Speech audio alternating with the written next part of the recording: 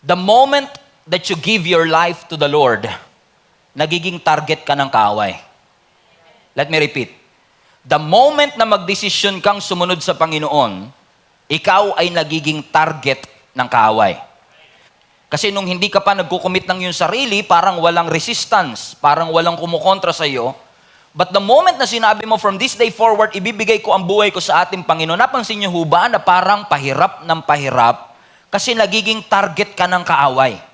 Kaya nga sabi rin ng scripture, do not surprise when you encounter trouble. In essence, ang sinasabi, pag walang trouble sa buhay mo, mas dun ka masurpresa. Kasi pag walang resistance, ibig sabihin, kakampi mo yung dyablo. Amen. Kasi kung the moment na ikaw ay nagbibigay at nag-aalay ng buhay mo sa Panginoon, mag-expect ka talaga na may mga trouble na darating sa iyong buhay. Totoo ba mga kapatid? A few weeks ago when I preached also in this pulpit, mga kapatid, I have reminded you that following Jesus includes blessing. Following Jesus includes miracle. Following Jesus includes breakthrough, but following Jesus also includes pain and suffering. Pag sumunod ka kay Kristo, hindi tayo na-exempt sa mga sakit at mga suffering na ating pinagdadaanan. Kung kaya't patuloy din tayong pinapaalalahanan ng salita ng Panginoon na kahit masakit, kahit mahirap, you have to keep moving forward, you have to keep serving the Lord, you have to keep on praying, you have to keep on moving. Bakit? Kasi merong magandang destiny na ibinigay at hinihanda ang Panginoon sa atin. Magpapatuloy, padayon kahit na hindi madali ang buhay. We will continue and never surrender in spite of the loss, in spite of the criticism, in spite of the challenges and troubles that we face. Hinding-hindi tayo susuko. We have to display an overcomer attitude katulad ni David na kahit may Goliath sa ating harapan, hindi tayo nagpapatinag. Kasi alam natin na sa kabila ng matinding pagsubok na aking pinagdadaanan, yung pangako ng Diyos ay aking mararanasan. Napansin niyo ba mga kapatid na especially nung naging Kristiyano ka, nagdo-double time si Satan para i-discourage ka. At ikaw naman nagpa-discourage ka. Ikaw naman sumuko ka na. At sinabi mo, hihinto na ako, hindi na ako magpapatuloy kasi ano pang sense, what's the point of serving the Lord kung hindi naman pala magiging madali at easy ang aking buhay? At gagawin ni Satan ang lahat. I always say this to you, kung hindi ka niya masusuntok at mapapatulog sa isang suntok, gagawin ni Satan ang lahat para pagurin ka, para ikaw na mismo ang sumuko. Ikaw na mismo ang magdesisyon na huminto at sumuko sa iyong buhay. Pero hindi ba kayo nagtataka kung bakit parang desperado si Satan na pabagsakin ka at i-discourage ka? Alam mo, the more na nagiging desperado si Satan na i-discourage ka, mas lalo kang magtaka. Bakit? Ano kaya ang nakikita ni Satan sa future mo na pinipigilan kanyang magpatuloy? Kasi minsan hindi natin makita yung future, hindi natin makita yung magandang kinabukasan, we don't see the light in the other side of the tunnel, kaya minsan madali sa ating sumuko. Pero maaaring may nakikita si Satanas sa future natin, may nakikita siyang potensyal na meron sa buhay mo at may nakikita siyang potensyal sa puso mo na sinasabi ni Satan, kailangan pigilan natin tong si Ruben kasi pag hindi to huminto, magagamit na ng Panginoon to advance God's kingdom. Kaya huwag kang magtataka kung may mga pagsubok na darating sa buhay mo at i-discourage ka ni Satanas kasi meron marahil siyang nakikita na hindi mo nakikita. Even our Lord Jesus Christ have endured sufferings and pain. Do you remember in Luke chapter 22 kung saan ang ating Panginoong Yesus ay nasa Garden of Gethsemane before He was arrested? Nasabi ng scripture, nung si Jesus ay nananalangin sa atin, ang sabi niya sa Ama, Father, if it is your will, take this cup, take this sorrow away from me. Kumbaga, just by the thought of the sufferings that Jesus is about to go through, Jesus knows He will be humiliated. Alam ni Jesus, duduraan siya. Alam ni Jesus, bubugbugin siya. At yung thought pa lang ng pagdadaanan niya, sabi niya, Lord, Father, please take this cup away from me. Take this sorrow away from me. But nevertheless, ang sabi niya, not my will, but yours be done. Sumuko po ba ang ating Panginoong Yesus? No. Kahit alam niyang aarestuin siya, kahit alam niyang ipapahiya siya, kahit alam niyang papatayin siya, ang sabi niya, Lord, hindi kalooban ko, hindi convenience ko, Ama, kundi yung kalooban mo ang mangyari sa buhay ko. Bakit mga kapatid? Kapag mas matindi ang purpose mo, mas matindi ang pagdadaanan mo. Let me repeat para sa mga hindi narinig. Kapag matindi ang purpose mo, matindi ang pagdadaanan mo. Kapag maganda ang destiny na inilagay ng Lord sa buhay mo, mag-expect ka na matindi rin ang pagdadaanan mo. Alam niyo, hindi aksidente na si Jesus Christ, nung before siya inaresto, ay nasa Garden of Gethsemane. Everybody say Gethsemane. Ang daming garden, pero ba sa Gethsemane? Because Gethsemane means oil press. Everybody say oil press. Sa Gethsemane kasi doon tumutubo yung maraming olive tree na nagpo-produce ng olive fruit, na nagpo-produce ng olive oil. Amen? So, sa dami-dami ng garden, sa Gethsemane talaga, nang ibig sabihin ay oil press. Kasi maraming olives na nagbibigay ng maraming olive fruit na kapag piniga mo, magpo-produce ng olive oil. Ibig sabihin, yung oil lumalabas lang kapag piniga. So kapag may crushing, dun nakikita yung benefits. And Jesus, in essence, was in the spiritual realm, was in essence being crushed. Kaya sabi niya, Lord, take this cup away from me. In the Garden of Gethsemane, I believe to remind all of you that if you want the benefit, sometimes you have to be crushed. Mapipiga ka talaga. Naalala niyo si Apostle Paul na minsan sinabi niya, we are being pressed, oil pressed. We are being pressed on every side. Naranasan niyo po ba yun mga kapatid? Okay lang may problema, wag lang sabay-sabay.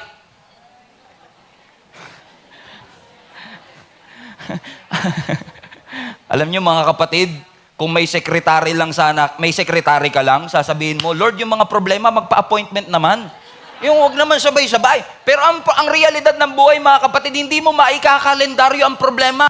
Minsan bigla kang dadalawin yan ng walang sabi-sabi. At minsan kung kailan ka problemado, dun sila nagsasabay-sabay. Kaya ang sabi ni Apostle Paul, hallelujah.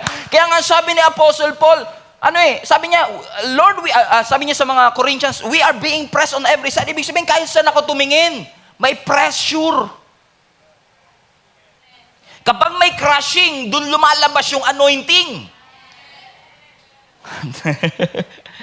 Kailangan minsan i-crush, kailangan minsan i-press para makita yung benefit. In fact, yung musical instrument tumutunog pag prines.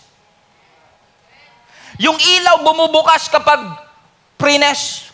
Kapag may pressure, may effect. Hallelujah. Hindi kaya hindi effective ang buhay mo kasi iniiwasan mo yung pressure? Kasi kung may choice naman, ba't kailangan ko pagdaanan? Ayoko niyan, pastor. Ang hirap kayong masaktan. Iiyak ka, wala kang luha, sisigaw ka, wala kang boses. Pag tinatanong ka, kamusta ka na, okay naman ako. I'm strong. Pero kung gusto mo ng effect, minsan talaga may pressure. Kung gusto mo ng tunog, kailangan i-press. Minsan may pressure. Para lumabas yung anointing, kailangan may crushing. So ibig sabihin, every time you're being crushed, deliverance is flowing. Every time you're being crushed, something happens in your life. Kaya imbis na iwasan siya, ang tinuturo ng Panginoon sa atin sa simbahang ito, imbis na ipanalangin natin, Lord, iiwas mo lahat ng pagsubok. Sabihin mo na lang, Lord, kung dadaan yung pagsubok, palakasin mo na lang ako. Bakit? Hindi aksidente na inaatake ka ni Satanas. Intentional siyang ikaw talaga atakihin. Hindi niya inaatake yung kakampi niya. So Satan is not attacking you by surprise. He is literally and intentionally coming against you and putting pressures on your life. Na minsan ikaw, sabi mo, Lord, ayoko ng pressure sa buhay. But sometimes, in order for you to grow, kailangan talaga may pressure. Nga lang, minsan talaga sabay-sabay. May pressure sa bahay, may pressure sa trabaho. Yan bang, pagod na pagod ka sa trabaho, pag uwi mo ng bahay, gusto mo, relax. Hindi ka pa nakakapasok sa pinto. Ramdam mo na kagad ang pressure. Sabi mo sa katabi mo, parang ikaw topic ni Pastor. Because Satan is intentionally coming against you and putting pressure on your life. Why? Because Satan wants to crush you. Kaya ang sabi ni Apostle Paul, we thank the Lord for we are being pressed but not crushed. Piniga tayo pero hindi tayo nadurog. Bumagsak tayo pero hindi tayo nawasak. Lumubog tayo pero hindi tayo nalunod. Yan ang gustong i-develop ng Panginoon sa atin. Kaya paulit-ulit sinasabi ng Lord sa atin, magpakatatag kayo. Kasi there will be shakings in your life. There will be challenges in your life. Pero katulad ng pinangako ng Lord sa Psalms, the righteous shall flourish. Ang mga matutuwid, mag-flourish sila like a palm tree. Mag-harvest sila sa gitna ng tagutom. May exemption. Ang mga anak ng Panginoon. Hindi tayo exempted sa problema. Pero may special favor ang Panginoon sa atin sa gitna ng mga pagsubok ng ating buhay. Amen. Parang pag nag-amen yung katabi mo, parang wala siyang problema, no? Amen? At hindi ko po ito sinasabi sa inyo na parang lata lang na walang laman. Kasi kami ni Jenny mismo, kilala nyo naman si Ate Jenny nyo. Yung asawa ko ng 10 years, ang pinakamagandang babae sa balat ng lupa. Alam mo? Alam nyo naman yan, di ba? Na bagay lang sa pinakagwapo. Joke. Joke lang. Pag tinitignan nyo yung asawa ko, si Jenny, tayo nga saglit lang. Go. Kasi may mga doubters dito sa gitna eh. Nahiya tuloy siya. Pag titignan nyo pa lang yung asawa ko, hindi mo kan dumaan sa pressure, di ba? Tingin ka sa camera, yan. Mukha bang dumaan sa pressure? Hulaan nyo kailan taon na to. Maniniwala ba kayong mas matanda pa ako sa kanya? Hindi, mas matanda siya sa akin pala? What's wrong with you? Pastor nyo kami, guys. Amen? Kung titignan nyo si Jenny, para hindi dumaan sa pressure. Kaya huwag kayong magpapadaya sa mga katabi nyong tad-tad na moisturizer lang. Sabi mo sa katabi mo, moisturizer lang ba yan? Amen. Bakit mga kapatid? Kasi sa totoo lang, kung titignan mo yung katabi mo ngayon, mas pangit pa sana yan. Kung pagbabasihan yung problema lang, ang tindi ng problema ang pinagdaanan yan, yung eye bag niyan hanggang bewang na dapat. Ang tindi na sana, hindi mo na yan makikilala, pero tignan mo ngayon. Very radiant ang mukha, parang may glory. Ang Panginoon, bakit? Press but not crush. Piniga pero hindi nadurog. Amen. Nagpatuloy kasi. O tingnan nyo yung mga sumuko, ano nangyari? Kasi, alam nyo mga kapatid, we are so blessed. We are so blessed. Ang mga Kristiyano, we are so blessed because we know something that other people don't. Kaya tayo nakakapagtiis. Kaya nakakapagsimba ka pa rin kahit wala kang pera. Kaya nakakangiti ka pa rin kahit wala kang pang-ulam. Parang ang dami nag-amen doon sa pera. Alam mo yan, Mars, ha? Mamaya, pautang, ha? Bakit? We know something that other people don't. Alam natin na hindi panghabang buhay ang anumang sakit natin pinagdadaanan. The pressing and the crushing season is not permanent. It's a stage of life. Stage. Nasa stage ako ngayon. Maganda yung stage. Wide shot, please. Maganda yung stage. See? Pero hindi ako dito natutulog. Hindi ako dito nagbibihes. Hindi ako dito nakatira. Kahit gaano kaganda yung stage, mamaya bababa ako kasi stage lang yan. And if you know that whatever you are going through, heartbreak, loss, difficulty, challenge, and even criticism, na lahat yan ay stage of life, na hindi ka mamamalagi dyan at hindi yan ang purpose ng Panginoon sa'yo. Kahit nahihirapan ka ngayon, kahit umiiyak ka ngayon, alam mo, bababa ka din. Alam mong matatapos din ang lahat ng bagay. Even though the enemy seeks to afflict you, even though the enemy wants to destroy you, even though the enemy wants to destroy your testimony and destroy your integrity, papahiyain ka ni Satanas, pero alam mo, hindi ito habang buhay. Na kahit mahirap, kahit malaki ang higante sa harapan natin, alam natin that greater is Jesus that is in us than he that is in the world. That in this world we will experience many troubles, but take heart, for Jesus have overcome the world. Sabi mo sa katabi mo, hindi yan habang buhay. Kaya nga sabi ng scripture ulit, balikan natin. For you know that when your faith is being tested, ang endurance mo lumalago. na kung dumarating man ang trouble sa'yo of any kind, pumili ka na ng pinakamatinding problema. I-consider mo yan na pure joy. Sapagkat sa pamamagitan ng pagsubok na yan, tumitindi ang yung tolerance, ang endurance mo at determination mo. Mapapansin nyo ito mga kapatid, nung bago kang Kristiyano, ang sabi mo, I have decided to follow Jesus. Ngayon, I am determined to follow Jesus. Nagbabago talaga eh. Kasi minsan hindi sapat yung desisyon eh. Kailangan may determinasyon ka talaga magpatuloy na hindi ka susuko. Kasi walang certain sa mundong ito. Kahit gaano ka kalusog ngayon. Kahit gaano karaming pera na meron ka sa bank account. Kahit gaano karami ang investment mo sa cryptocurrency. Alam niyo yung bagong balita dyan ngayon. Bagsak. Kahit na gaano katindi ang iyong career, ang iyong education. Kahit na late ka na sa iyong sariling kalendaryo at agenda. May plano ang Panginoon. Ulitin ko ulit, may plano ang Panginoon. At yung plano ng Panginoon, mas maganda sa plano mo, kapatid. Napansin niyo ba minsan si Lord sasadyain talagang i-detour ka? Pag-aantayin ka talaga? Amen? Hindi dahil brutal ang Diyos. Hindi dahil cruel ang Panginoon. Katulad ng mga Israelites, nung sila'y lumabas sa Egypt, inintensyon ng Lord na hindi sila padaanin sa shortcut. Although may shortcut. Kasi hindi lahat ng short route, right route. Alright? So God intentionally brought them into a longer route. Alam mo kung bakit? Kasi dun sa short route, maraming kalaban.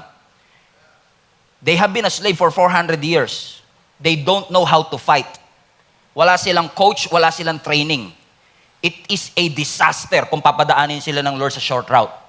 Kaya na wag mong pagdududahan ng Panginoon at wag na wag kang bibitaw sa Panginoon porket dinelay ka ng Diyos. Kasi alam ng Diyos na kapag shortcut niya yan, mapapahama ka lang. Na minsan may mga sarili tayong plano sa buhay natin na I was supposed to be an accomplished entrepreneur. I was supposed to be married by now. I was supposed to have millions in bank account right now. Ang dami nating mga supposed. I was supposed to have this. I was supposed to be enjoying the fruits of my labor. I should be in the promised land. And to your surprise, nasaan ka? Wilderness. Pero hindi ibig sabihin walang malasakit at pakialam ang Panginoon sa'yo. Ibig lang sabihin yan, may nakikita ang Diyos sa future mo na hindi mo nakikita. Because the Lord, sometimes kapag nanalangin ka, Lord, kailangan pa ba talaga to? Kailangan ba paabuti pa ng 35? Alam mo, Lord, nung high school ako, daming nanliligaw sa akin. Crush ng bayan, me. Lord, ngayon naman. Parang iniiwasan ako ng bayan. Katulad ng mga Israelites, no? Nasa wilderness sila. Watch this.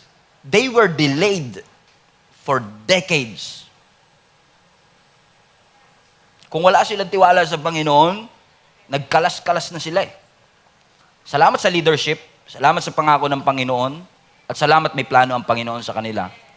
Kaya kapag na-delayed ka, kapatid, halimbawa kung, lalo ngayon, no, especially, naalala ko, more than a week ago, papunta kaming Bacolod, ang supposedly flight namin ay 7, na-move kami ng 9 because of the unforeseen circumstances. Ang sabi ko lang kay Jenny, okay lang yan. Kasi kung sinadya ng Lord na i-delay tayo, malamang may layunin ng Panginoon kung bakit. Kung ganun ang mindset mo, hindi ka magagalit eh. Di ba? Kailangan lang i-train mo yung isip mo. Kung na-delayed ka, kung hindi siya dumating sa panahon na inaakala mo, sa panahon na ipinapanalangin mo, Lord, sigurado may plano ka. Because delay is not denial. Hindi porket dinelay ka ng Panginoon, hindi niya na magagamit at hindi niya na ibibigay sa iyo yun. You just have to trust the Lord. Na kung may mga delay na dulot ng trials, kasi ang trials inevitable, FYI lang. Ang mga difficult moments, hindi mo maiiwasan. And life can be brutal sometimes. But it doesn't mean na kinalimutan ka na ng Panginoon. Look at this verse in 2 Corinthians chapter 4, verse 1. Just to put this in context, ang mga disciples at that point is in constant pressure. Life and death situation. Sabi ni Apostle Paul, 2 Corinthians 4, since God has so generously let us in on what He is doing, Salamat sa Lord, inalaw niya tayong gawin ang pinapagawa ng Panginoon. We're not about to throw up our hands. Hindi tayo susuko. And walk off the job. Hindi tayo basta hihinto na lang at tatakas just because we run into occasional hard times. Look at this mindset. Look at this mindset. Ang sinasabi ni Apostle Paul, alam ko may hirap tayong nararanasan, alam ko may mga pagsubok tayong nararanasan, alam ko may mga taong hindi agree sa atin at gumagawa ng kwento patungkol sa atin kasi gusto nila tayong patayin. In fact, sa mga early church, meron pang mga taong kaaway ni Apostle Paul na nagko-commit hanggat hindi namamatay si Apostle Paul, hindi kami kakain. Ganon sila katindi, ka-determined na papatay si Apostle Paul. Pero ano sabi ni Apostle Paul? Huwag kayong susuko porket dumaraan tayo sa occasional hard times. Hindi natin tatakasan ng pagtawag ng Panginoon kasi privilege nga to in the first place. Akala ba natin pag naglingkod tayo sa Panginoon, worry-free? Akala ba natin pag naging Christian tayo at naging follower tayo ni Jesus Christ at sinishare natin ang gospel, wala na tayong pagsubok na pagdadaanan? Meron. Pero hindi porket dumadaan tayo sa occasional problem, I love his mindset. Hindi porket dumadaan tayo sa occasional problem, susuko na tayo. Kasi si Paul din naman na nagsabi nung text na binasa natin, kapag may trouble, opportunity nga yan eh. For great joy and growth. Grabe yun, pastor. Consider it pure joy when you experience these trials. May cancer ka. Lord, thank you. I consider it pure joy. Will you do that? No, we can't seem to understand. Pero yung tinuturo sa atin ng ating Panginoon ngayon, even though you are experiencing problems and trial, consider it pure joy. Kasi kung gusto ka talagang gawin ng Lord na fireproof, talagang idadaan ka niya sa apoy. And that is inevitable. Masasaktan ka talaga. And to be honest with you, I used to believe na lahat ng tao ayaw ng pain. Ayaw niyo ba ng pain? Come on, somebody. Ayaw niyo po ba ng pain? Mahal niyo pa rin naman ako, di ba? Pero sasabihin ko sa inyo ang totoo, hindi kayo nagsasabi ng totoo. Hindi lahat ng tao ayaw ng pain. Gusto mo ng pain. Basta may purpose. Ang ayaw natin yung pain na walang purpose. Halimbawa, natutulog ka isang araw. Tulog na tulog ka, humihilig ka, may tululaway pa. Bigla kang sinampal ng katabi mo. Bigla kang sinampal ng kapatid mo at nagising ka. Anong unang sasabihin mo? Bakit? Di ba? Kasi pag nasasaktan tayo, ang unang tanong natin, bakit? What's the point? Hinahanapan natin dahilan. Ba't mo ako sinaktan? Because sometimes kapag nasasaktan tayo, ang unang tanong kagad natin, why? Tama. At yung sagot niya dun sa why mo, ang magdidetermine kung magagalit ka ba o hindi.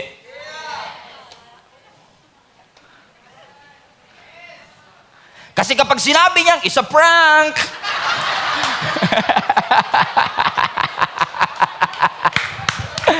O sige, it's a prank pala. Next time, lagari kita dyan eh.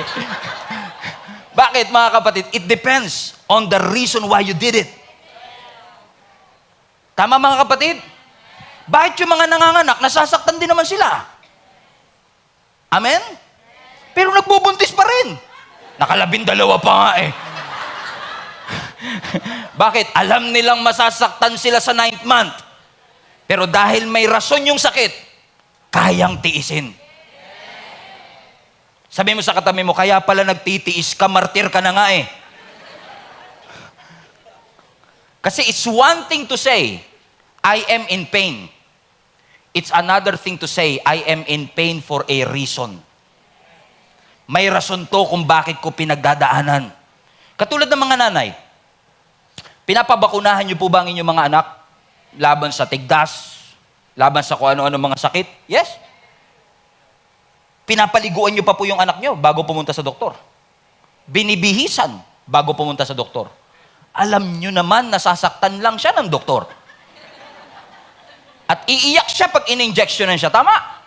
Ikaw pa nga nagpapatahan sa kanya, okay lang nak, okay lang nak. Alam mong masasaktan ka, alam mo masasaktan yung anak mo, pero bakit dinadala mo pa rin sa doktor? Because you know that that pain will produce something good.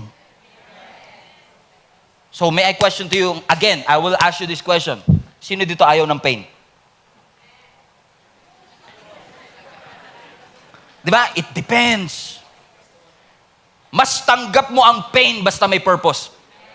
Let me repeat. Mas tanggap mo ang pain basta may purpose. Matatanggap mong nawalan ka ng trabaho basta may purpose. Matatanggap mong nalulugi ang negosyo basta may purpose. Mas matatanggap mo nagkakalama. Kasi tanong natin, Lord, what's the point? Kasi hindi tayo exempted sa pain, but we know something about the pain that others don't. Kaya kahit mahirap mag-exercise at masakit sa tuhod, masakit sa katawan, exercise ka pa din. Tama po. Nagkakasundo po ba kayo ng mga magkakabarkada na, bukas jogging tayo.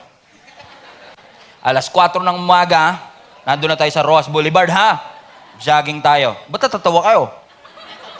Alam nyo na kasi mangyayari, di ba? 8 o'clock in the morning. Tulog pa lahat. Pero sino sa inyo agree, mga kapatid? May mga kilala ba kayo nagbabayad pa ng membership fee para pumunta sa gym? Alam naman nilang masasaktan sila doon. Yung ibang ang kasama, di ba may kasama ka nga sa bahay, ayaw sumama ng jogging, ano dahilan? Mapapagod lang ako doon. Papawisan lang ako. Magbabayad pa ako. Sasakit lang yung katawan ko kinabukasan. Pero bakit may nag-gym pa din? Di makarelate sa gym, no? Okay.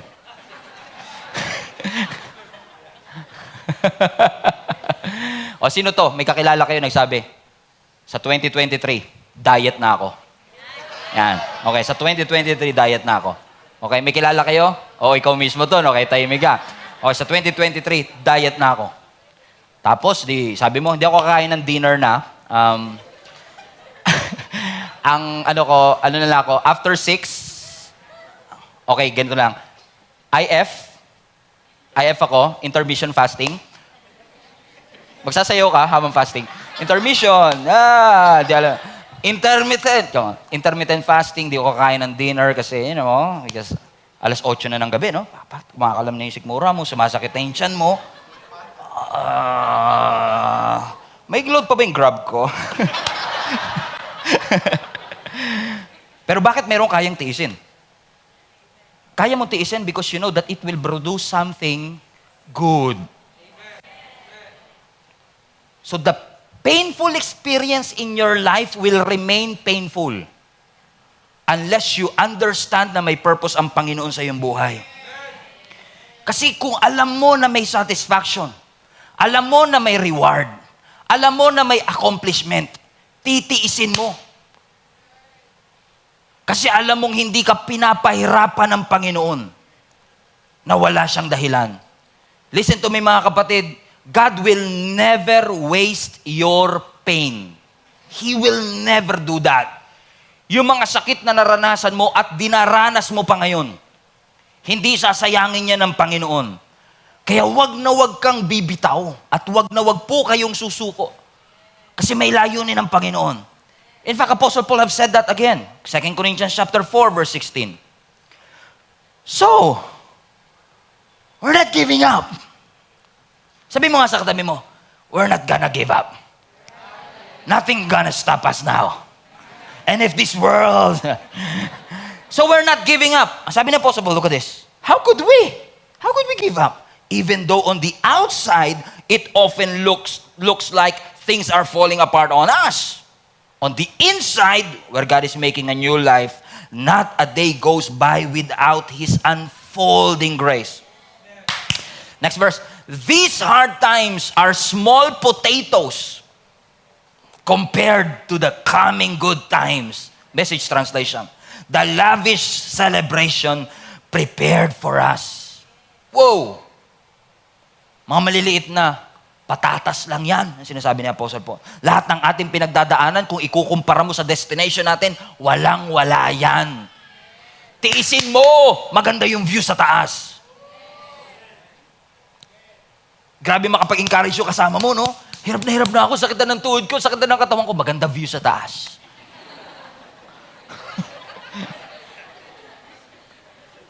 Gutom na ako para magkasya yung medium. Grabe motivation, no? And unfortunately, we are missing our purpose. Hindi natin nakikita ang purpose natin simply because we try to avoid the pain. Iniiwasan natin. But you know what, mga kapatid? If you will just interpret your pain through the lens of God's perspective, na may purpose ang lahat ng pain na ito, that we are not just figuring out what are we going to do with our pain, but what are we going to do in our pain? Nakatulad ng sword o ng espada, may heat, may init, at may martilyo. They keep on pounding it. Di ba yung mga espada? It looks torture. Pero hindi siya magiging effective kung hindi siya dadaan sa beating. And if you know somebody na effective sa kanyang ministry, dumaan sa matinding beating yan. Kasi hindi ka magiging effective kung hindi ka idadaan ng Lord sa mga beating ng iyong buhay. And I thank the Lord and I'm excited for you na kung hindi ka lang susuko, makikita mo yung fulfillment na lahat ng pangako ng Panginoon sa iyo. Nakakalungkot lang na lahat dadaan sa pain, lahat dadaan sa hirap, pero hindi lahat madidiscover yung purpose. Kaya natin ito tinuturo kasi I want you to discover and I want you to be reminded, may rason po ang Panginoon kung bakit inaalaw niya na dumaan ka sa pagkawalan ng pera, pagkalugi ng negosyo, pagkawalan ng trabaho, pagkakasakit ng mga anak, paghihirap ng buhay, because God wants you to be stronger than ever. Palakasin ka para sa next season ng iyong buhay. And I'm not trying to be the smartest people here. Kasi pwedeng sinasabi mo, anong karapatan mo magsalita dyan? Preacher boy. Bata ka pa. Hindi mo alam yung hirap na pinagdaanan namin. Hindi mo alam ang realidad ng buhay. I'm not trying to be the smartest people in the room. Kasi lahat tayo is trying to reconcile in our minds the meaning of our suffering. So totoo lang, kahit gaano kakatanda, yun yung nire-reflect mo, anong meaning nito, Lord? Anong purpose nito? Bata ka o matanda, pareho lang yun. We are trying to find meaning. Sinampal ka eh. Ang tanong mo, bakit? At kung inalaw ng Panginoon ng mga pagsubok sa iyong buhay, you need God to answer you. Lord, what's the meaning of this? What is the point of all of this? Bakit yung kaisa-isa kong anak kinuha mo pa? Bakit yung trabaho ko for 25 years na wala pa? Bakit yung mga magulang ko na source of our income at breadwinner, kinuha mo pa? And we cannot seem to understand why is God allowing all of these things. Mabait naman ako pa yung nagka-cancer. Ako naman yung laging nagsisimba, ako pa yung nahihirapan. Unfair to Lord. Because we're trying to find meaning to our suffering. But let me tell you again, for the second time, the painful experience will remain painful unless you discover may purpose ang Panginoon behind it.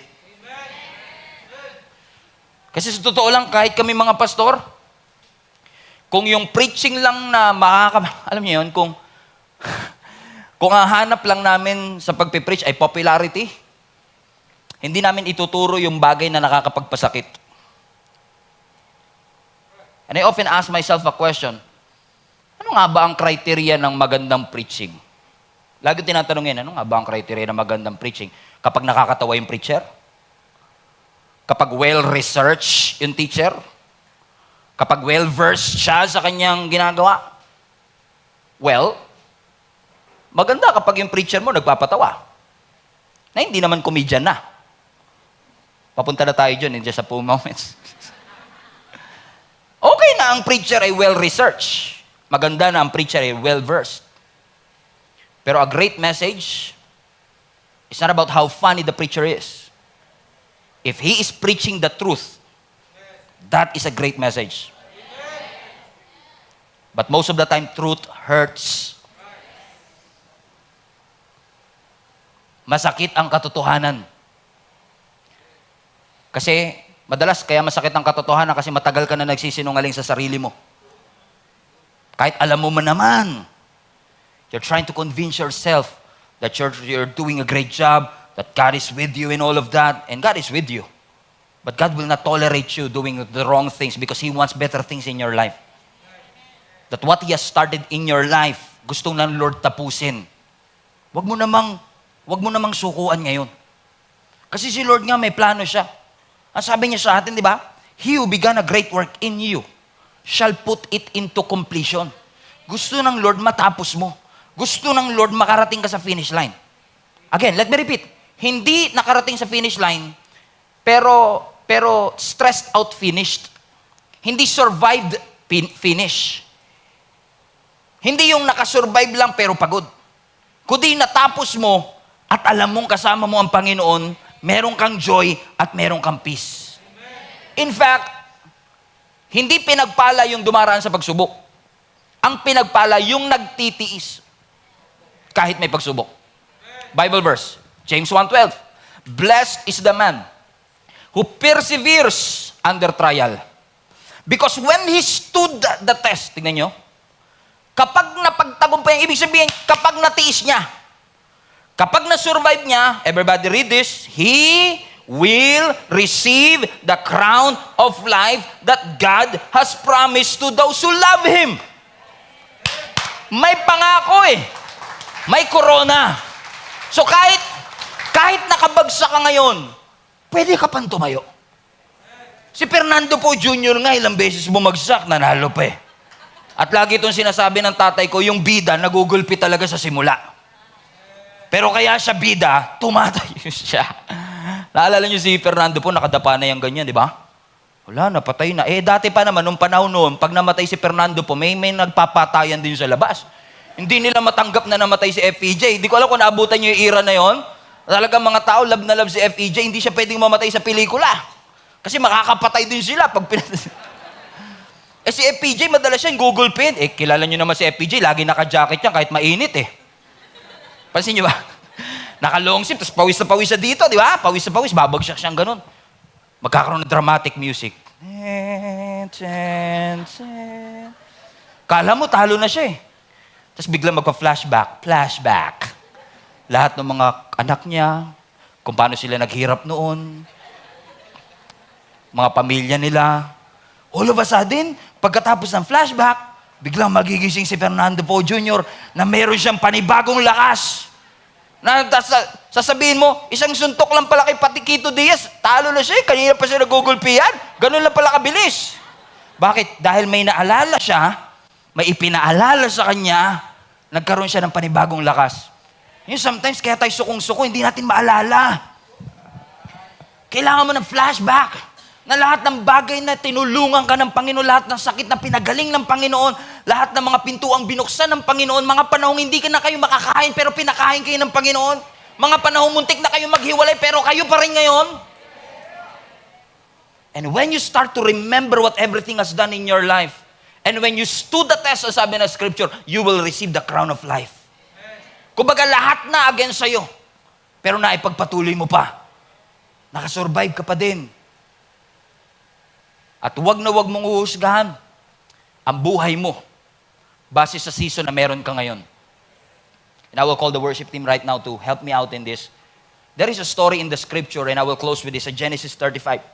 This is about the story of Jacob and Rachel. Love story nilang dalawa. Actually, kung hindi nyo pa nabasa yung love story ni Jacob, Rachel, yung love triangle nila ni Leah, yung love triangle na tatlo, I recommend you to read this. It's a beautiful story. Alam natin, mga kapatid, na si Jacob ay napang-asawa si Rachel at si Rachel ay nagkaroon ng anak. In spite na nung una siya ay baog. At ang kanyang napanganak, isa sa mga naging anak ni Jacob kay Rachel ay yung pinakabunso, si Benjamin. Pero there is something that happened nung pinapanganak si Benjamin that I want to show you because we are doing this a lot. Look at this. Ang sabi ng verse 16. Are you here? Leaving Bethel, Jacob and his clan moved towards Ephrath. But Rachel went into labor while they were still some distance away. Watch this. Her labor pains were intense. So nung pinapanganak niya yung kanyang bunsong anak, ang tindi nung kanyang nararamdamang sakit. Verse 17. After a very hard delivery, the midwife finally exclaimed, "Don't be afraid. You have another son." Verse 18. Rachel was about to die, but with her last breath, by the way, si Rachel namatay at this point. With her last breath, Pinangalanan niya yung anak niya bago siya mamatay. Benoni! Nang ibig sabihin, son of sorrow. But the baby's father, however, called him Benjamin, which means son of the right hand. So, context. Nanganganak si Rachel, sobrang hirap ng kanyang pain, ang naipangalan niya sa anak niya, Benoni. Nang ibig sabihin, anak sa hirap.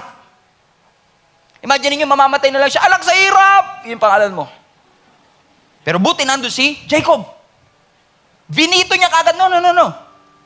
Hindi siya Benoni. Alam kong nahirapan ka. Pero hindi mo siya pwedeng pangalan ng anak sa hirap. Kasi madalas tayo, pinapangalanan natin yung ating buhay at nagko-conclude tayo sa buhay natin based on our present circumstance. Hindi porket nahirapan ka sa isang season, hirap ang buhay. Kaya sabi niya, no, hindi Benoni. Ang pangalan mo sa kanya, Benjamin. Everybody say Benjamin. Ano ibig sabihin? Son of the right hand. Kasi si Rachel, pinangalanan niya yung kanyang anak in the season of her pain. In the season of her suffering. And sometimes people will name names on you based on your present circumstances. Na dahil bumagsak ka noon, ang tawag sa iyo, bobo. Na dahil nahirapan kayo noon, ang tawag sa inyo, mahirap. Na dahil may sakit kayo noon, ang tawag sa iyo, mahirap. Pero do not allow anybody to name names on you based on your present circumstance. Hindi porket bumagsak ka, bobo ka na. Gawain ni Satan yan. That Satan will name you based on your struggle. Satan will name you based on your sin. Satan will name you based on the opinion of other people and based on your history. Pero hindi porket mahirap ang season na ito, magiging mahirap ka na forever. In fact, even Jesus, ang ibig sabihin, Savior. Nung ipinarenoffis na yung panganganak ni Jesus kay Mary, ang sabi niya, you would call him Jesus because he's going to save the world. Yeshua, Yesu, Joshua, pangalan mo sa kanya Jesus because he's going to be the Savior of the world. Question, nung pinanganak si Jesus, dahil siya ang Savior of the world, ano yung na-expect nyo? Dapat may armor siya. Dapat may espada siya. Asan ang palasyo niya kung siya talaga ang King of Kings? Asan ang kanyang trono kung saan siya talaga ang King of Kings? Kung papangalanan lang si Jesus based on that season, hindi siya karapat-dapat tawaging Jesus. And I say that with all humility.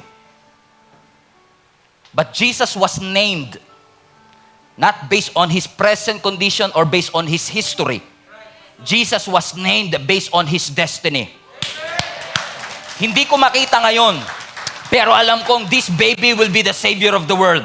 So I'm not naming him based on his history. I'm naming him based on his destiny.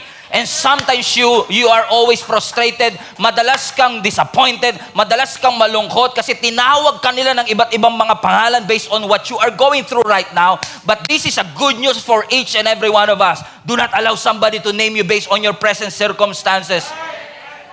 Katulad ni Jacob, Israel, pwede mong i-veto yan. No! Hindi siya son of sorrow. Siya ay son of the right hand. Bakit? Mahirap ngayon, pero hindi ibig sabihin habang buhay yan. Romans 8:18, I consider that our present suffering are not worth comparing with the glory that will be revealed in us. Kung ang huhusgahan mo lang ay yung present suffering, susuko ka na. Kung ang paghuhusgahan mo lang yung present circumstance, marami kang ipapangalan sa iyong sarili. Katulad ko, pinangalan ng alien, mongoloid, pamilya ng mga Sorais, sinabihang walang mararating, walang talent, tamad, walang future. Pero maraming salamat sa Panginoon. Stephen, amen, is called, kahit na sinabihan nila ng mali noon, kahit hindi pinaniwalaan noon, salamat sa Lord, meron siyang magandang destiny na ibinigay sa bawat isa. At alam kong ganun din sa iyo. May purpose ang Panginoon sa iyo. Gagawin ni Satan ang lahat para sumuko ka. Gagawin ang lahat ni Satan para makrush ka. Gagawin ni Satan ang lahat to break you. Pero God allowed you to go through that. Listen to me. God allowed you to go through that not to break you, but to make you flexible. To make you flexible. So that whatever pain that you will go through in the next season of your life, Lagi mong papaalala sa iyong sarili, hindi nasusurpresa ang Diyos sa lahat ng pinagdadaanan ko. At kapag nahihirapan ako, sasabihin ng Lord, oops, sorry. No, God is not surprised with what you are going through right now. In fact, every trial that you faced, every challenges that you faced, every problems that you have encountered is a setup for growth. Is a setup for promotion. I live in this world long enough to realize na maraming promotion nakapackage sa pain. So it's your choice. I believe with all my heart that pain will make you better, not bitter. Pain will bring you closer, not further away from the Lord. God will bring you higher, not lower. God will make you stronger, not weaker, when you encounter various problems. Because God Himself said in His Word, weeping may endure for a night, but joy comes in the morning. The Lord is my light and my salvation. Whom shall I fear? The Lord is my shepherd, I shall not want. When I walk through the valley of the shadow of death, I should not be afraid, for God is with me. Blessings and mercy shall follow me all the days of my life, and I shall dwell in the house of the Lord forever. The Lord is my refuge and my strength, the very present help in times of trouble. So friends and family, I don't know about you, I love our worship team, I love our worship leaders, but to be honest with you, I don't need a worship leader to encourage me to thank the Lord. Sa totoo lang, because just thinking about the great things that God has done in my life, kahit walang worship leader, I'm gonna thank God for everything that He has done. Hindi ko kailangan ng bagong kotse para magpasalamat sa Panginoon. Hindi ko kailangan ng magarang bahay para magpasalamat sa Panginoon. Hindi ko kailangan ng milyon sa bank account para magpasalamat sa Panginoon, because even the breath that I breathe is already a blessing that comes from the Lord. And He is a good God. He is amazing. So Lord, maraming salamat for you are not wasting our pain. Na may rason ang Lord sa lahat ng bagay na iyong pinagdadaanan. So anumang bagay na pinagdaanan mo in the past, don't ever think that your best days are behind you. Because the best days of your life are always in front of you. God is always there preparing something good in advance for you. Just remember, God has a purpose for your pain. God has a purpose for your pain. God has a purpose for your pain. God has a purpose for your pain. God has a purpose for your pain. Everybody, say that with me. God has a purpose for my pain. Ano mang sakit na nararamdaman ko, may purpose ang Panginoon. Ano mang hirap na pinagdadaanan ko, may purpose ang Panginoon. Hindi hinayaan ng Lord na dumaan sa hirap ang aming pamilya na walang dahilan. May rason ang Panginoon kung ba't niya inalaw ito sa amin. Because God has always have a purpose for my pain. Sobrang hirap na kasi, Pastor. Di ko alam, parang feeling ko mawawasak na ako. Paano kung nawasak ako? Well, kung mawasak ka man, God will fix you. Paano kung mag-crush ako, Pastor?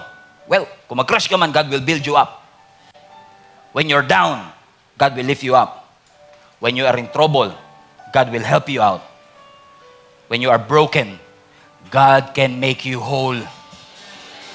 He will.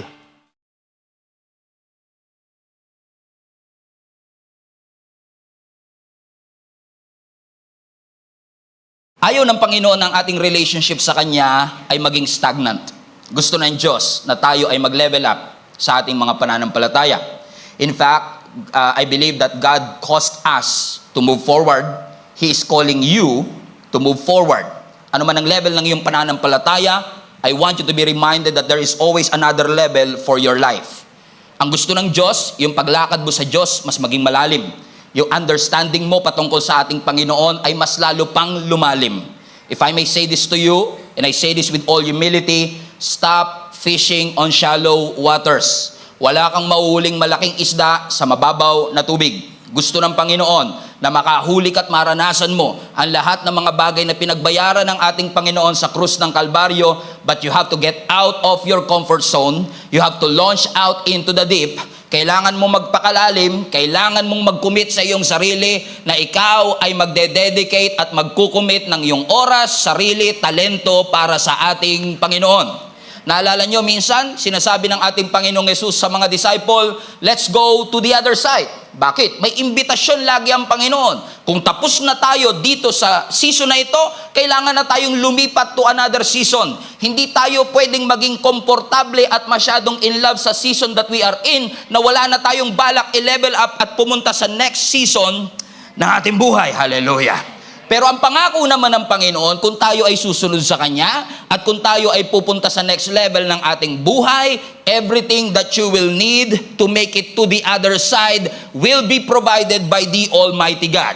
Kapag sinunod mo ang Panginoon, bibigyan Kanya ng bagong set of experiences. Ibig sabihin, kung susundin mo lang ang design ng Panginoon, gaano man kahirap at kamasalimuot ang iyong taon ngayon, your next year doesn't have to be a mirror of this year. There is always another level, a better future, a better year para sa bawat isa sa atin. Ibig sabihin, kung susundin lang natin ang design ng Panginoon, we don't have to be stuck in the same cycle over and over again. You don't have to deal with the same stuff, the same hurt, the same offense, the same pain, the same brokenness over and over and over again. Everybody say, let go. Kaya nga sabi ng Hebrews chapter 12 verse 1 to 2, therefore, since we are surrounded by such great cloud of witnesses, let us throw off everything that hinders and the sin that so easily entangles. Ano sinasabi ng scripture?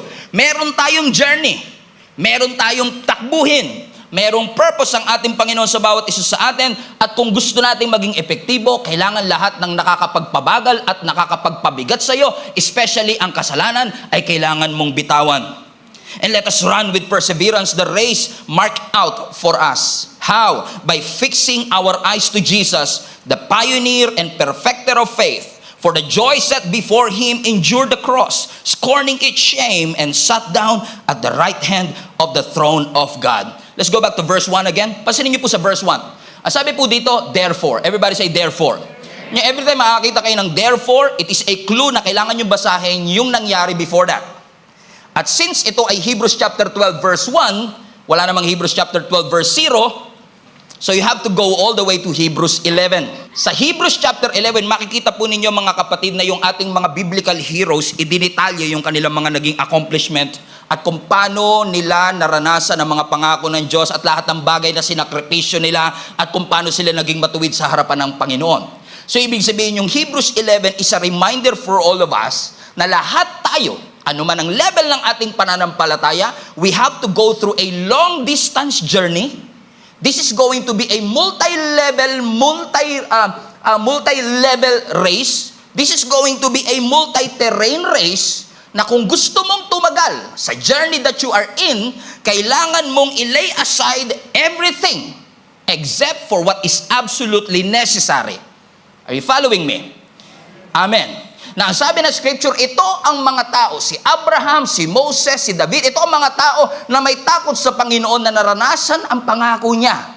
Therefore, kaya ngayon, tayo na, sa panahon natin at sa generation natin, ang sinasabi ng scripture sa atin, since we are surrounded with a huge crowd of witnesses, since we have Abraham, we have Jacob, we have David cheering for all of us, now, ang bagal ng takbo mo, lay aside every weight that is so easily entangles and slowing you down, and fix your eyes to Jesus, the author and the finisher of your faith. Meaning, magagawa lang natin at matatapos lang natin ang purpose ng Panginoon ng accurate at mabilis kung ating bibitawan ang lahat ng mga bagay na nakakapagpabagal sa bawat isa sa atin.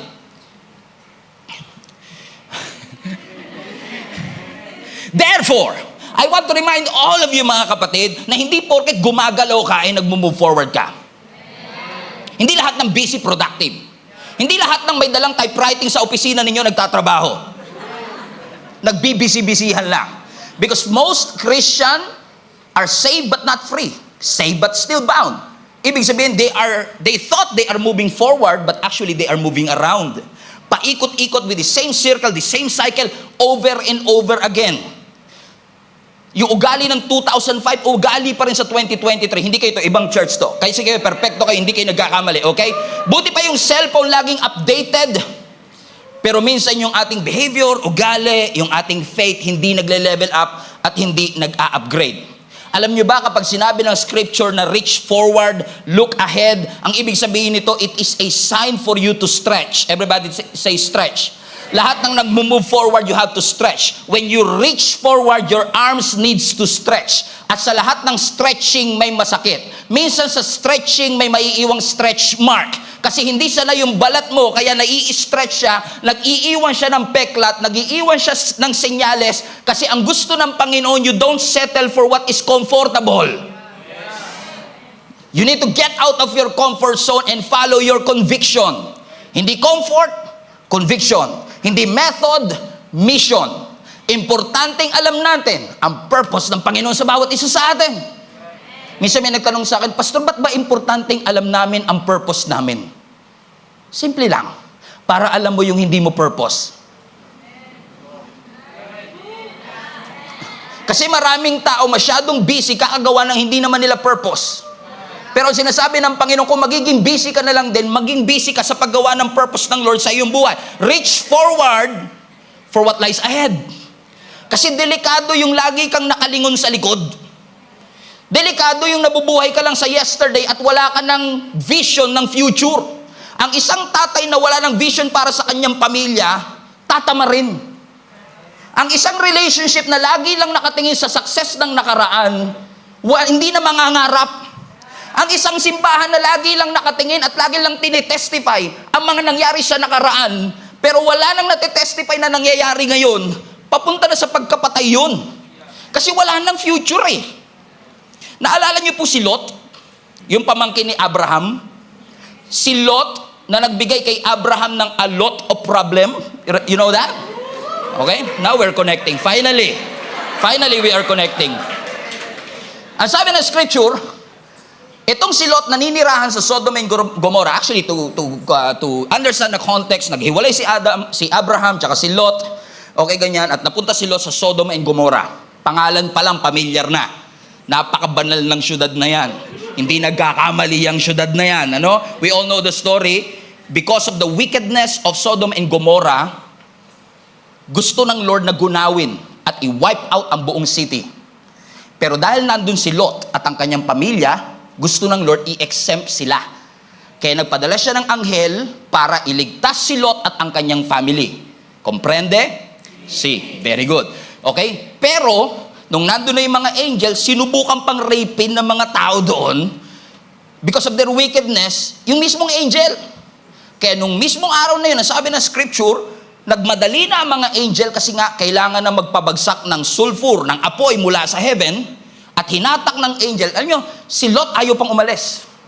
Yung kanyang asawa ayaw pang umalis. Yung buong pamilya niya ayaw pang umalis. Yung angel pa ang naghatak sa kanila para umalis na. Sabi ng Lord, tapos na dyan. Bakit ka pa umiiyak dyan sa nakaraan, may bago ng pagdadala ng Panginoon sa'yo. Kasi minsan, kung ayaw mo magpahinga, He will make you lie down in green pastures. Anong gusto nyo? Magpahinga kayo on your own or God will make you?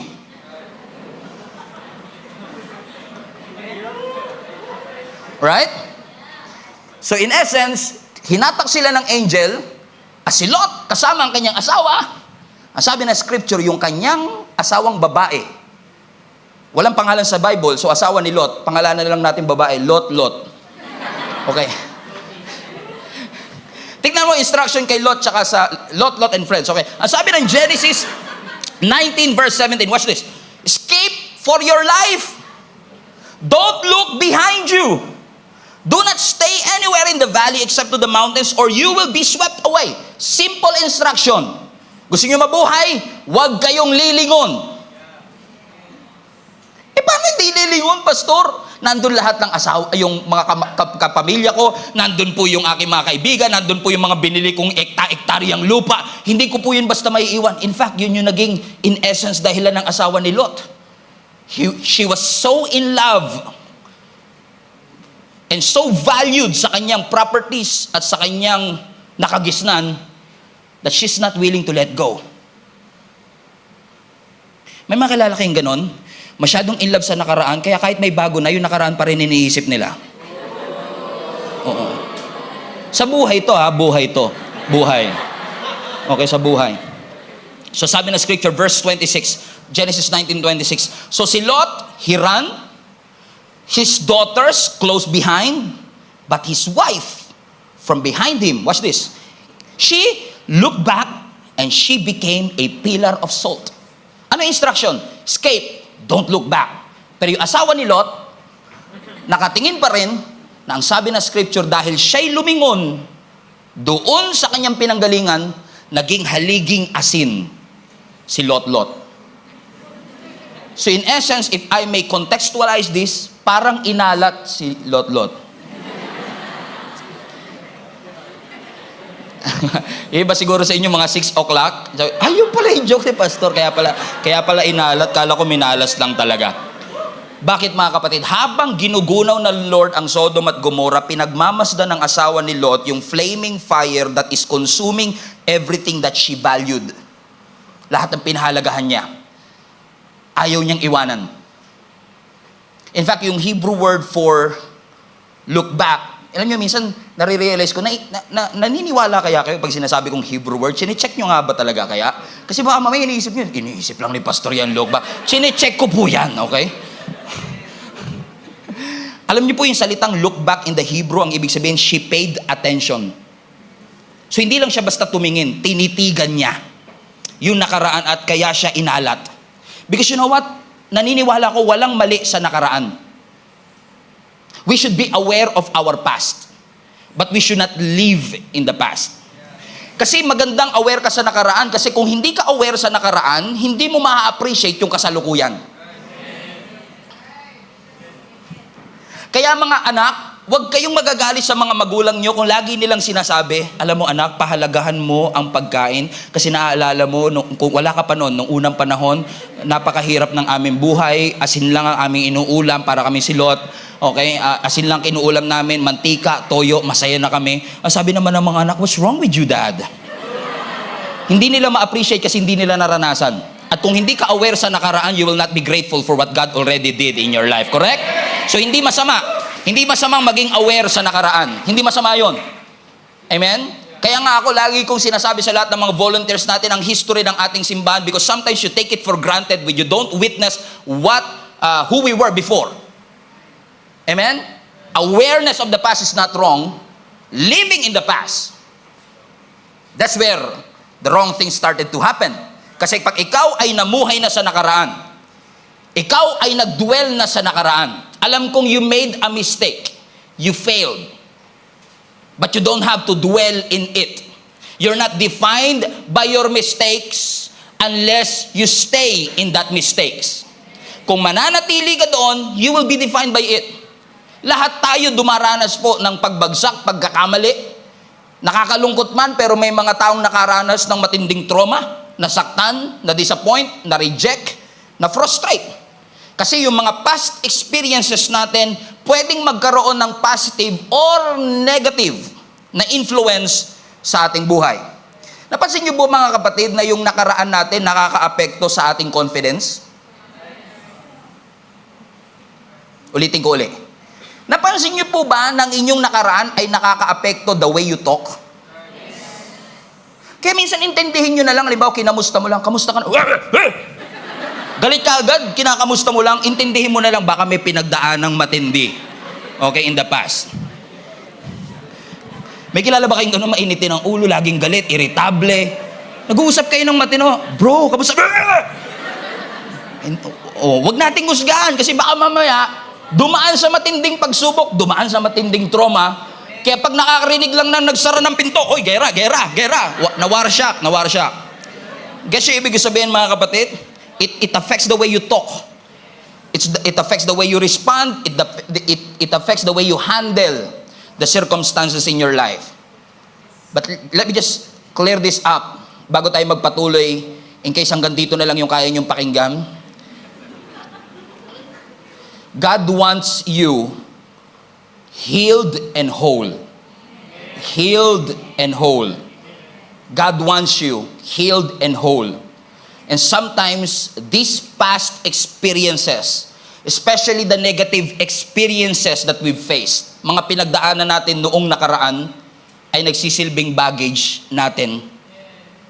Kala mo nakaalis ka na, pero ang totoo, dala mo pala. Pwedeng baggage ng old habits, guilt, shame. And I don't mean to say this in a judgmental way, pero napansin nyo ba na nangako ka before na hindi ka magiging katulad ng tatay mo, pero you end up doing the same thing? Diba? Why? Because may nangyari sa atin in the past na we would rather escape than face. Old habits, guilt, shame, burden, sin, or emotions na hindi na-process. Galit ka, pero sinabi, sige na, umalis ka na lang dito, ayoko na lang makita ang pagmumukha mo, okay na tayo. Pero wala talagang actual forgiveness, or posibleng hindi napunta sa reconciliation, envy, pwedeng jealousy, unprocessed pain, or unresolved yesterdays. Mga nangyari kahapon na hanggang ngayon nakaka-apekto pa rin sa'yo. You know, one thing I've realized, ang emotion natin is so powerful. Emotion mo ang nagda-drive sa'yo to succeed, pero emotion mo rin ang nagdi-drain sa'yo to stop. Think about it. Ang emotion natin ang nagmo-motivate sa'yo sometimes, pero emotions mo rin ang nagdi-demoralize sa'yo sometimes. Nakakalungkot man, pero this is becoming more frequent that there are a lot of people are being abused. At yung childhood trauma ay nakaka-apekto pa rin sa kanila hanggang ngayon. Let me just say this to you mga kapatid, your memory needs to be healed. Because it can become a baggage if you will not process it properly. Because sometimes we would rather ignore than process it. The Bible never says ignore your feelings. It never says that. Ang sinabi ng scripture, whatever pain that you've experienced, whatever trauma that you've faced, God will help you to that process of healing and restoration. Amen? Kasi kapag masyadong mabigat ang iyong daladala, magiging mabagal ka. Naalala ko yung pag nagta-travel tayo minsan, papunta tayo ng Pangasinan, papunta tayo ng probinsya. Nung single ako, talagang kahit meron lang akong backpack, kasi okay na ako eh. Alam niyo yun? Pero pagka nadadagdagan ka ng member ng pamilya, nadadagdagan din yung dinadala mo, at minsan dahil iniisip mo pa lang yung dadalhin mo, ayoko na tumuloy. Oo. Kasi bigat eh. Alam mo yung hirap na pagdadaanan mo because of the baggages. Alam natin na yung mga bagahe natin, depende sa bigat, yun ang nakakapagpabagal sa atin. Amen? Kung aakyat ka ng bundok, let's say aakyat ka ng Mount Pulag, magdadala ka ba ng mga luggages papunta doon? Alam mong mabigat? Hindi. Alam mo, it will slow you down. And unfortunately, there are a lot of Christians, and I've experienced it too, na minsan hindi tayo aware sa mga baggages that we are in, pero ang isa sa mga clue, the joy of the Lord is no longer your strength. It slows you down. Kasi minsan, ayaw mong bitawan kasi nasanay ka na. Pasin niyo yun? Di ba minsan dahil alam mo yung bigat ng bag mo, ito yung normal ko. Pero hindi porket normal sa'yo, yun ang plano ng Diyos sa'yo. In fact, nung ang mga disciples sinend ng ating Panginoong Yesus, sabi niya, yung 72 disciples, pumunta kayo sa mga bahay-bahay, cast the demons out, and heal the sick in the name of Jesus. Ano sabi ng mga disciples? Ano po dadali namin? Wala. Travel light. Kasi what you have is all you need. You need the power of the name of Jesus. Ibig sabihin, kung si Lord lang ang susundin, ayaw niya marami kang bit-bit. Hindi ko alam kung naranasan to ng mga nag-aeroplano. Sinisiksik nyo sa carry-on luggage ninyo kahit alam nyong 7 kilos lang ang allowed. Tapos magpapanggap kang magaang, pero bigat ka na at pawis ka na. Takot ka lang i-check ng flight attendant kung lalo pa ngayon napansin ko yung mga carrier ng mga eroplano talagang titimbangin talaga yung dala mo eh. Tapos pagka tinimbang pa yan 10 kilos pala.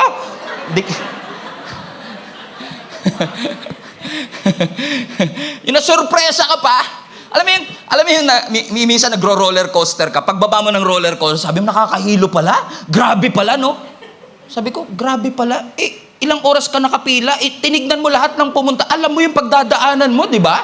Tinitigan mo lahat sila, sumigaw sila, umiyak sila, nasuka sila. Tapos nung ikaw na nasurpresa ka pa, nakita mo eh. Ilang oras mong tinitigan nyo, sabi mo, exciting, exciting, exciting. Tapos nung ikaw na, nagulat ka pa. Everybody say luggage. Gusto ng Lord, magaang lang tayo kasi it will slow you down. Unfortunately, marami sa atin, spiritual hoarders. Habang nasa journey ka, pick up ng mga luggages. Ngayon, hindi mo alam kung kailan mo at saan mo bibitawan. Kasi masyado ka nang napamahal sa mga luggages na meron ka, na akala mo ito ang normal. Uy, mukhang hirap ka na. Hindi, sanay na ako. Pero yun nga ba talaga ang will ng Panginoon? O ang gusto ng Lord, bitawan natin? Pwedeng ang baggage naman na ating dala, hindi naman necessarily spiritual. Pwedeng painful experience, tragic accident, painful breakup, sakit na naranasan mo dun sa dating minahal mo at pinagkatiwalaan mo, sakit ng brokenness, child memories na nakakapagpabagal ng iyong maturity. Pwedeng nagmahal ka before at nagtiwala ka at hindi nila alam, di alam ng mga parents mo, hindi alam ng mga kaibigan mo lahat ng abuse, lahat ng emotional pain na naranasan mo because of that toxic relationship. And now you are trying to pretend that you're okay because you feel like you're ready for another relationship. And you did not even process the pain. Ramdam na ramdam mo, bro. Whew, that's me.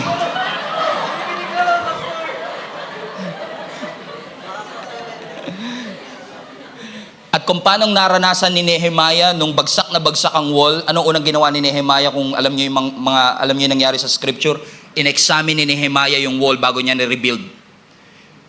At bago tayo mag-rebuild ng another relationship, we have to examine our hearts first. Ano nangyari? Ano ang root cause? Ba't ako nasaktan? Ba't ako na-disappoint? Is it because of my pride?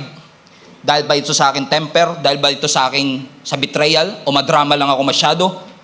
Or is it because of an unresolved yesterdays that I'm still carrying right now and I'm so used to it, I don't want to let it go? Ito exactly ang storya ni Moses. Because nakapatay siya, alam niya ang consequences. Kaya nung akala niya wala nakakita, pero kinabukasan, habang sinasaway niya yung mga kapwa niya Hebrew na nag-aaway-away, balikan lang natin yung story, mabilis lang, no? Nakita ni kung kilala niyo si Moses po ay Hebrew, Jewish, no? And at that time, yung paraon nakita niya na parami ng parami ang mga Israelites na alipin nila. Nababahala ang paraon na baka sa sobrang lakas ng dami nila, strength by numbers, magtulong-tulong ito at pabagsakin ng Egypt. Kaya nagkuman ang paraon, ang presidente ng Egypt, ipapatay lahat ng mga bata 2 years old and below. Bagong silang lang itong si Moses, kasama siya dun sa 2 years old and below na pwedeng ipapatay. Natakot yung nanay niya, kaya tinago siya ng nanay niya for 3 months. Nung hindi na maitago kasi malaki na, may kilala ko yung ganun, tago ng tago kasi hindi papansin. Pero pag 3 months na, kailangan ilabas na. Si Moses yun. Okay? Si Moses, di ba? Yun yung pinag-uusapan natin, di ba? Okay, si Moses, okay. Nung nilabas si Moses, nilagay siya sa basket, papyrus na basket, pinaanod siya, at nakita siya ng anak ng paraon. Sabi ng anak ng paraon, Hebrew to Pero sige, wag natin patayin, alagaan natin. So lumaki si Moses sa poder ng mga Egyptians. Nakapag-aral siya, silver spoon ang kanyang kinakain, sometimes gold pa nga. Ibig sabihin, lumaki siya sa mayamang pamilya, yun yung kanyang nakagisnan. Pagdating niya ng 40 years old, ang sabi ng scripture, nung siya'y namamasyal, pinuntahan niya yung kanyang mga kababayan kasi alam niya, kakaiba siya Lahat sila may mga eyeliner dito, pero si Moses kasi ba't iba yung mukha ko? Hebrew ko Nakita niya iba siya, kaya pinuntahan niya yung mga kapwa niya Hebrew at nagulat siya, merong isang Egyptian na sinasaktan yung kababayan niya. Nagalit siya. Sobrang galit niya, tinignan niya yung kaliwa, kanan, harap, likod. Walang nakakita, pinatay niya. Akala niya wala nakakita. Kinabukasan, yung dalawang Hebrew nag-away na naman. Kaya nagagalit si Moses siguro kasi iniisip siguro niya, hindi niyo ba alam, kagabi nakapatay ako dahil sa inyo, tapos kayo ngayon nag-aaway kayong dalawa? Binaon niya, nilibing niya. Nung sinasaway niya ngayon, itong kapwa niya Hebrew, ang sabi niya, hey, Sino ka para sumaway sa amin? Judge ka ba namin? Prinsipe ka ba namin? O baka naman patayin mo rin kami katulad ng ginawa mo kagabi. Wow, man. Na-shock si Moses kasi akala niya walang nakakita. Kasi minsan, kapag tayo ay gumagawa ng mali at akala natin walang nakakita, tinatago natin.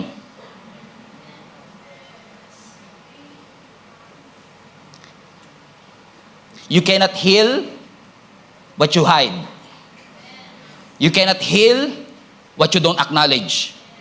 You have to expose it out. Amen? Kasi time will come, katulad ni Moses, maaaring iniisip niya, lusot na ako, pero kinabukasan, na-trigger siya sa sinabi ng kapwa Hebrew niya. Nakita kita, and it triggers what happened yesterday. Kasi hindi niya talaga na-proseso yung nangyari. Literal na yesterday. What happened yesterday, he killed an Egyptian. He was not able to expose himself and say, ako po nakapatay. Hindi siya naparusahan, hindi siya naproseso, kaya nung binuhay the following day, nasaktan siya at natakot. Kasi pag hindi mo prinoseso, masakit pa rin kahit 10 years na ang nakalipas. Amen? Meron po akong peklat dito. Nangyari po ito nung ako ay probably 7 or 8 years old. I don't remember anymore. Duguan to.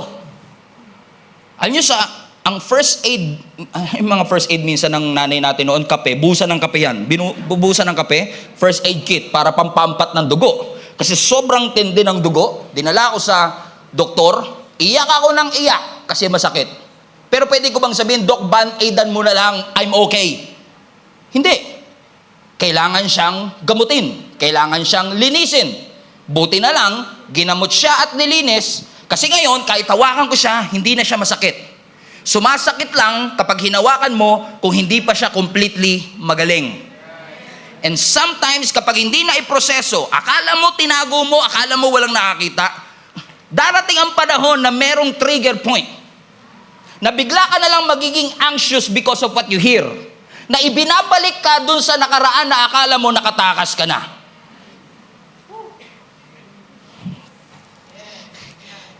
Posible ba na ang mga stress and worry na nararanasan mo ngayon is actually a trigger of an old memory?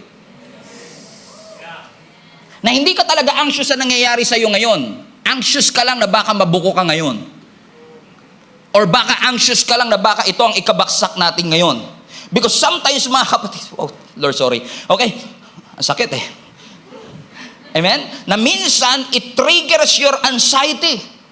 Na kahit napakaganda ng araw mo ngayon, sobrang tindi ng araw mo, happy ka eh. This is the best day of my life. Narinig mo yung theme song nyo ng ex mo sa Starbucks. Dahil sa totoo lang, wala kayong naging closure. Basta mo na lang siya iniwan. Ang saya-saya mo nung araw na yon, and then pinatugtog, pasensya na. Walang mali sa kanta, walang mali kay Moira. Okay? Pero that song triggers your anxiety. Triggers the old memory because you refuse to process it. It triggers the past hurt. Napansin niyo ba mga kapatid, kahit gaano kaganda ang post mo, kahit gaano kaganda ang araw mo, isang post lang ng kaibigan mo, ex mo, family member man yan, kasama mo sa trabaho, kasama mo sa church, could ruin your day. So you went from super happy to super sad. Because the past hurts still hurt. Hanggang ngayon, masakit pa rin. And now, nagtataka ka rin kasi, nangyayari ba sa inyo to? Baka ako lang. Na sometimes nagsisisi ka,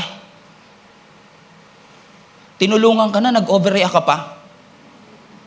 Alam mo yun, naranasan nyo ba minsan yun?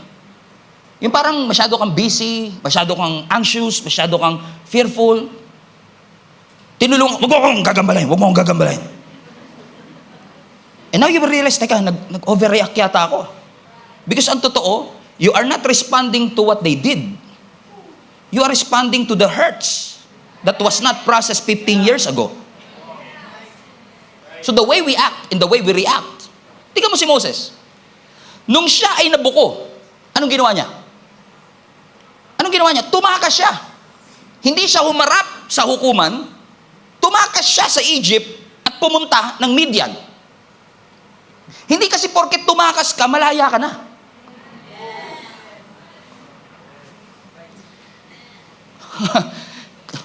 Do you love this series? You love this? Okay. I love it too. Because sometimes mga kapatid, akala natin porket nakatakas na tayo, nakalaya na tayo. Iba po ang definition ng freedom sa process.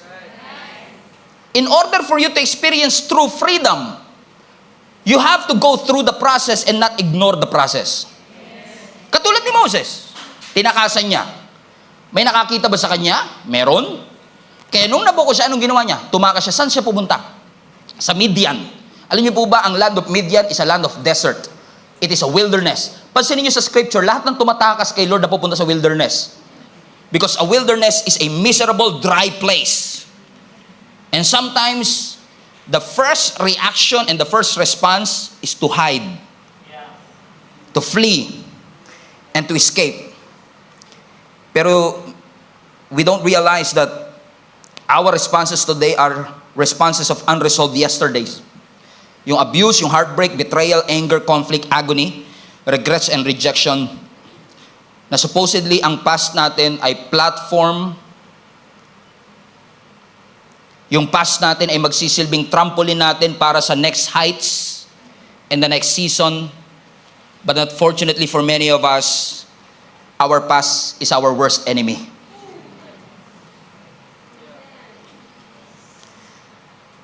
Nagpatato ka kasi meron kang identity issue. You're trying to cover up. Tattoo is not a solution for your identity issue. Tinatakpan kasi natin ng band-aid yung dapat pinapagamot sa doktor. Tinatakpan kasi natin ng band-aid yung dapat pinapa-opera natin sa Diyos. And every time may altar call sa church, laging ikaw ang nauuna because you want to experience deliverance.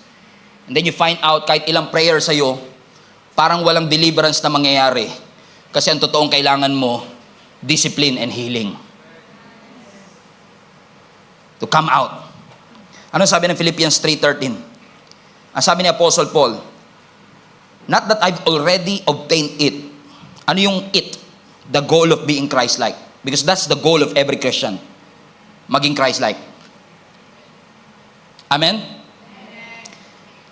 Or have already been made perfect, but I actively pressed on, moving forward so that I may take hold of that perfection for which Christ Jesus took hold of me and made me His own. Brothers and sisters, I do not consider that I have made it my own yet, but one thing I do, read everybody, forgetting what lies behind and reaching forward to what lies ahead. I press on toward the goal to win the heavenly prize of the upward call of God in Christ Jesus. There you go, Pastor. O, kalimutan daw po ang nakaraan.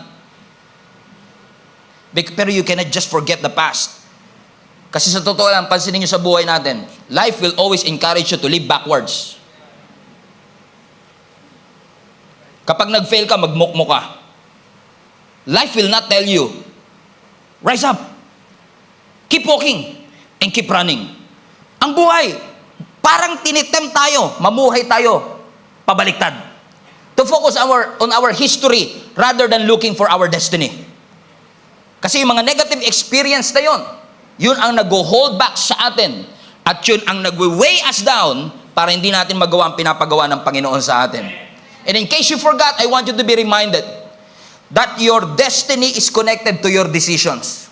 So today, I want you to decide to say to the Lord and say, God, if you want us healed and whole, I want me to be healed and whole. Gusto kong mabago ako. Gusto kong pagalingin mo ako. So kung meron man akong mga unresolved yesterdays, i-expose mo po today. Because I want to be a Christian na hindi bumabagal because of what happened to me in the past. I'm not ignoring what happened to me, and I'm not saying na bumalik ka dun sa nang abuso sa'yo. Hindi ko sinasabi makipagkaibigan ka uli dun sa mga taong nanamantala sa'yo. But what I'm trying to say is this: you have to process that pain. You have to start getting rid of that bitterness, of that harsh words, of those things that you've settled kasi akala mo yun ang normal. You're not supposed to be carriers of your own history. Walang masama sa history, walang masama sa nakaraan, but God is inviting you to come to Him to the next season, and sometimes going to the next season is leaving something behind. Naalala niyo si Abraham, nung siya'y in-instruct ng Panginoon na i-offer si Isaac? Hindi naman silang dalawa lang ang pumunta dun eh. Kasama yung servants nila. Pero nung papaakit na sila ng Mount Moriah, iniwan ni Abraham yung servants. Kasi hindi lahat ng kasama mo nung nagsimula, kasama mo hanggang wakas.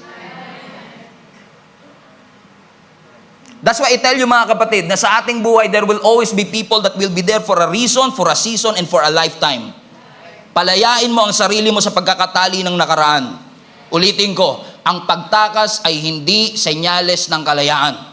Hindi porket tinakasan mo nakalaya ka na. It is possible that you are running away from responsibility and accountability, and you don't want to resolve what needs to be resolved. Running away from it is not resolving it. Because the moment you went away, magugulat ka, dala-dala mo pa rin siya ngayon. Naakala mo, porket nagpalit ka ng kulay ng buhok, ayos na ang issue. Na porket akala mo nagpalit ka ng kumpanya, tapos na ang issue. Hindi pagpapalit ng boyfriend ang solusyon. Hindi pagpapalit ng kumpanya lagi ang solusyon. You have to listen to the Lord. Lord, what do you want me to do? Ang sabi ng Panginoon sa iyo, deal with it. Allow me to help you get through it. Lord, ang sakit po, takas na lang ako. Mas madali kasing magbago ng simbahan kaysa magbago ng buhay.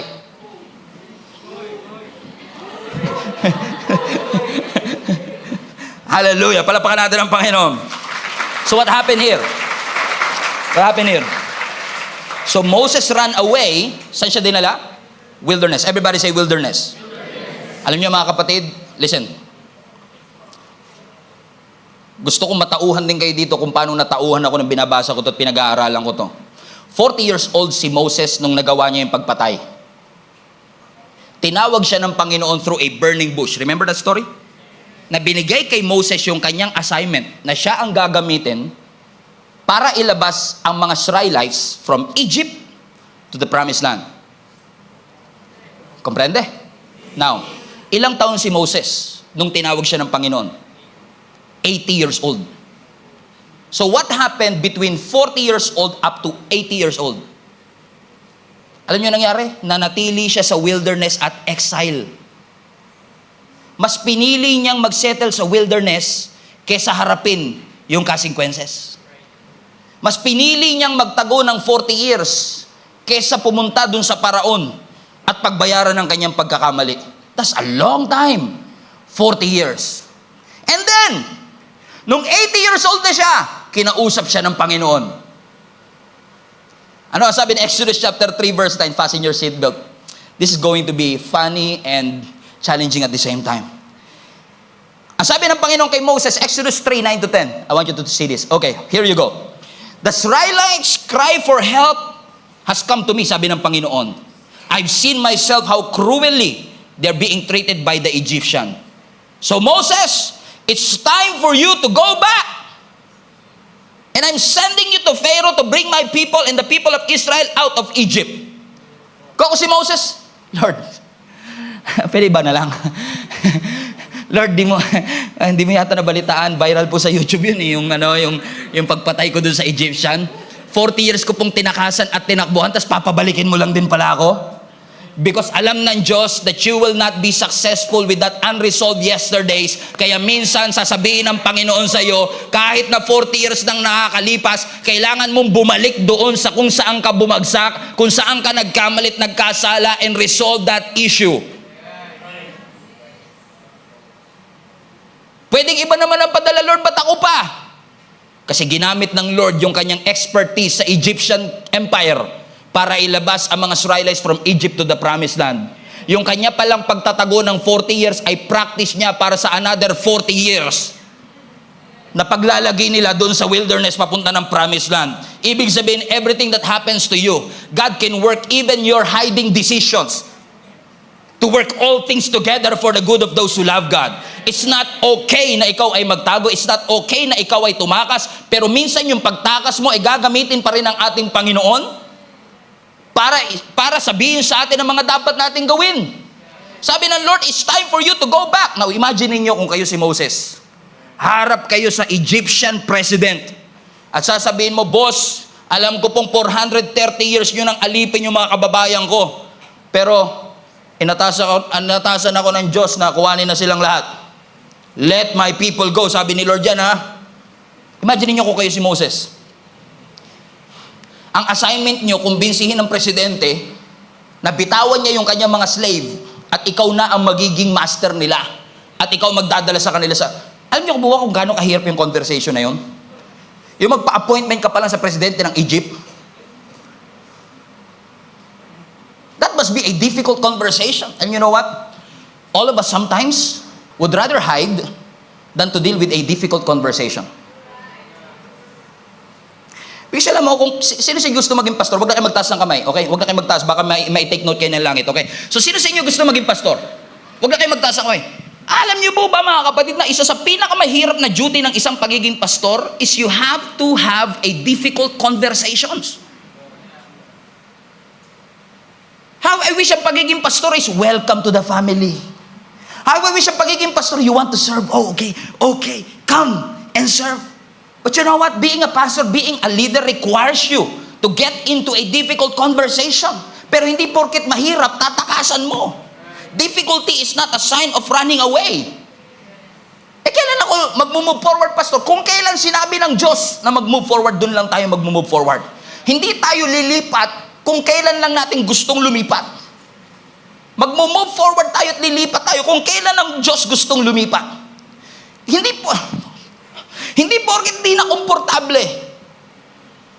Kasi may kilala po ba kayo sa ibang church? Di kayo ito, perfect po kayo. Okay. Alam niyo, pag napakinggan ito na ibang church, iisipin talaga nila. Kasi marami sa atin addict sa comfort. May kilala po ba kayong ganun? Addict sa comfort. Addict tayo sa comfort. Tingnan niyo, ha? Sa lahat na nakapunta na sa ibang bansa, kahit Asian countries lang, meron man tricycle at pedicab sa ibang bansa? Tayo lang ang meron nun. Doon sa ibang bansa, lalakarin mo yun hanggang train station. Lalakarin mo hanggang bus. Alam ng lahat ng nakapunta ng Singapore, Hong Kong, Vietnam, Taiwan, ito kung gaano kalayo ang nilalakad natin para sa next station, correct? Pero tayo, tamad tayo maglakad. Daling kita, pedicab, bam! Isang kanto lang, pedicab. Gusto natin door to door. Tayo lang yung bansang, kung gusto, sa ibang bansa, kung gusto mong door to door, taxi.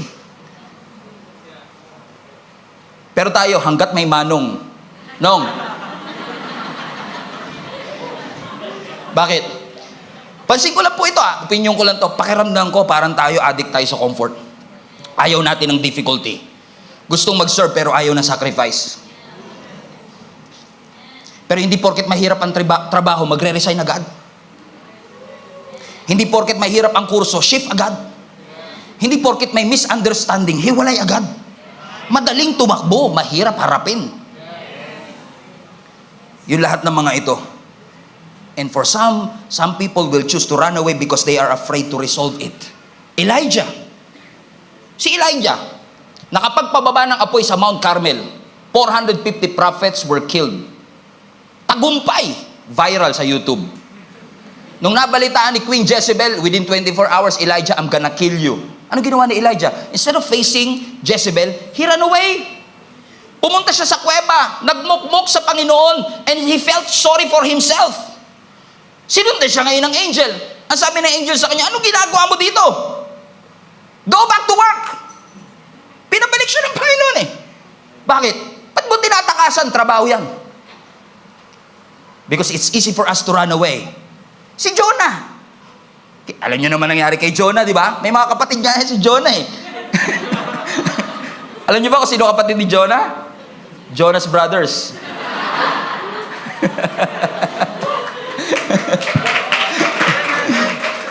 Si Jonah, saan siya pinapapunta? Nineveh. Saan siya pumunta? Tarshish. 5 times na mas malayo kaysa sa Nineveh. Dahil sumuway siya, yung sinakyan niyang barko sa Joppa, nakaranas ng matinding bagyo. Nung hinahanap ngayon ng mga crew kung bakit, sino naman nagkasala sa inyo, nagpalabunutan sila, and tadan, sino nakuha? Si Jonah. So anong ginawa kay Jonah? Itinapon sa dagat, kinain ng balyena, sa Nineveh. So, Susunod ka ba diretso? O gusto mong itapon ka muna sa dagat, kakainin ka ng balyena, kasi doon ka rin iluluwa? Tinakasan ni Jonah, ayaw niya kasi ang mga taga Ninive. Galit siya sa mga taga Ninive.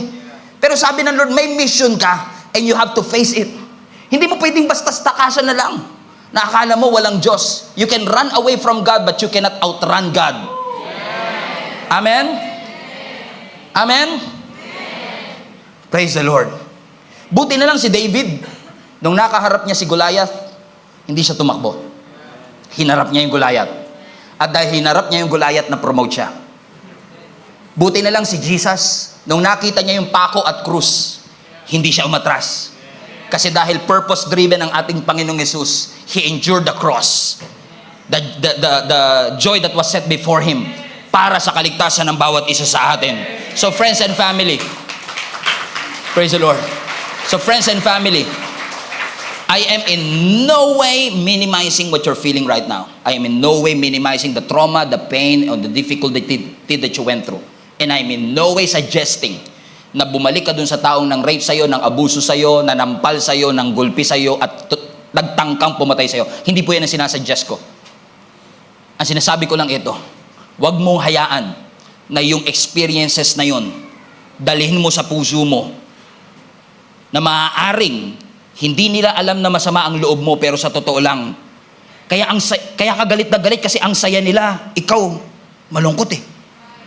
Kasi hindi naman sila informed na nagtampo ka. Di ba? Kaya kung nasan sila, wala ka dun. Ang liit lang ng bahay niyo. Pero ikaw nasa sulok kasi ayaw mo siyang makasama. Hindi ko sinasuggest na yakapin mo siya, pinagtangkaan kanyang abusuhin, tapos yayakapin mo siya. I'm not saying that. But what I'm saying to you is this: whatever heartaches, anger, and bitterness that was caused by the past, that's a baggage that you need to get rid of.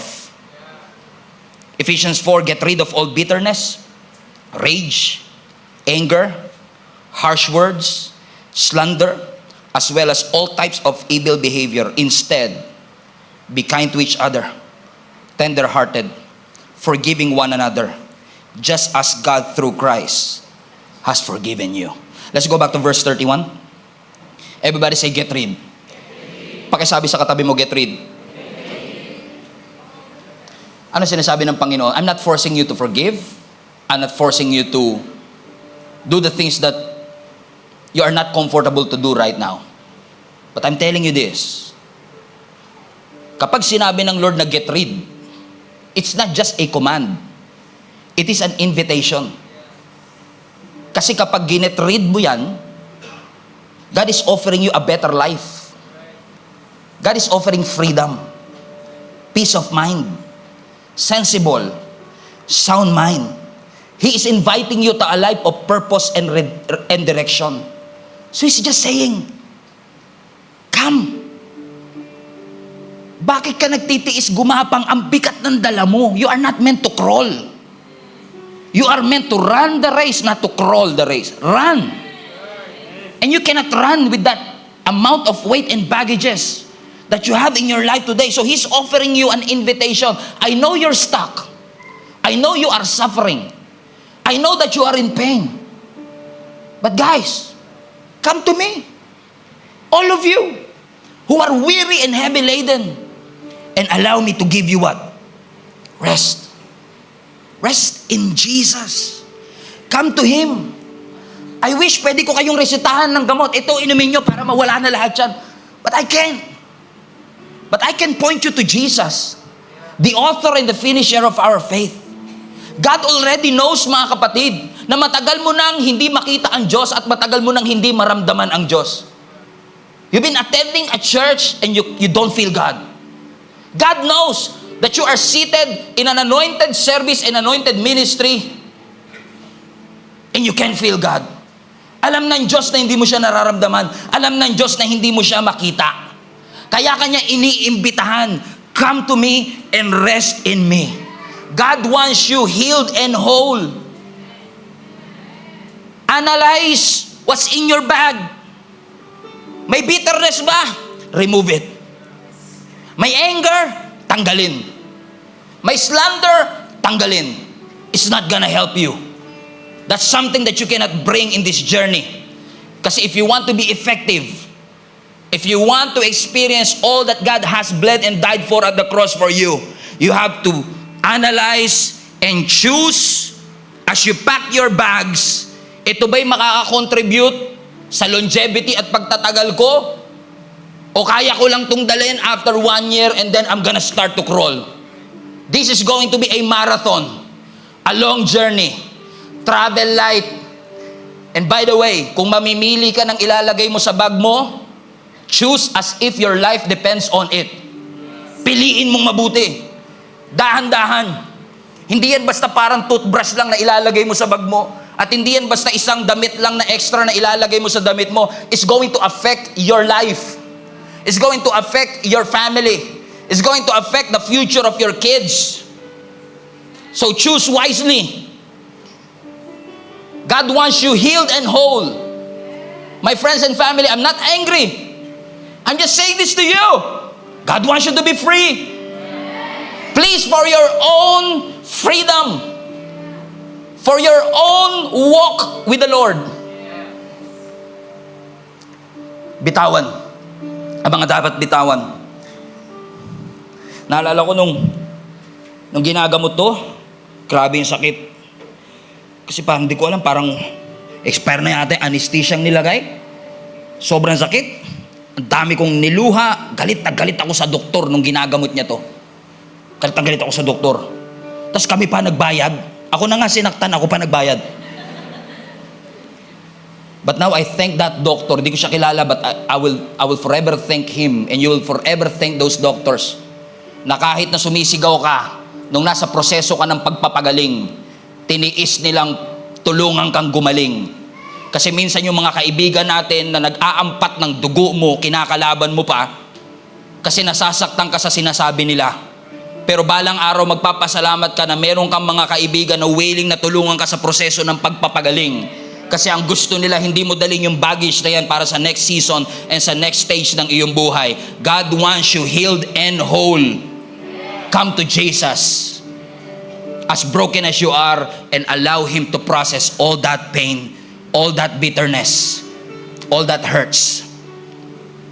And you will experience freedom na hindi mo naranasan ever in your life. Amen? Every head bow, every eye close. Hallelujah. I want to invite everyone, even those who are joining us online, to come to the Lord right now. He is inviting you to come to Him. And I believe God wants to minister to each and every person right now. Come to Jesus. Run to Him. Come.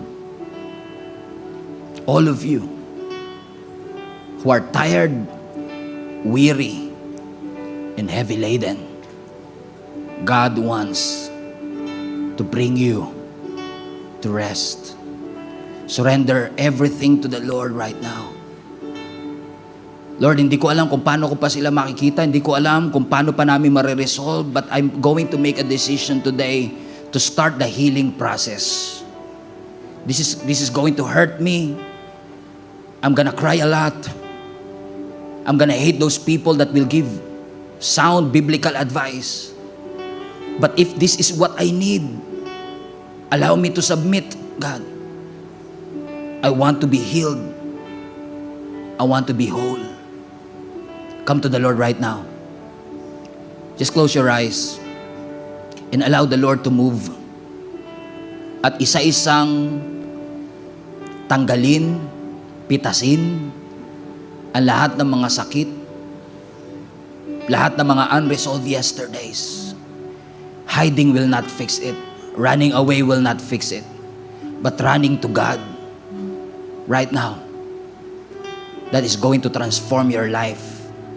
Alam kong nasanay ka na sa ganyang pakiramdam. You find a way to get used to it. But God is offering a better, purposeful, happy life. Come to Jesus and be healed.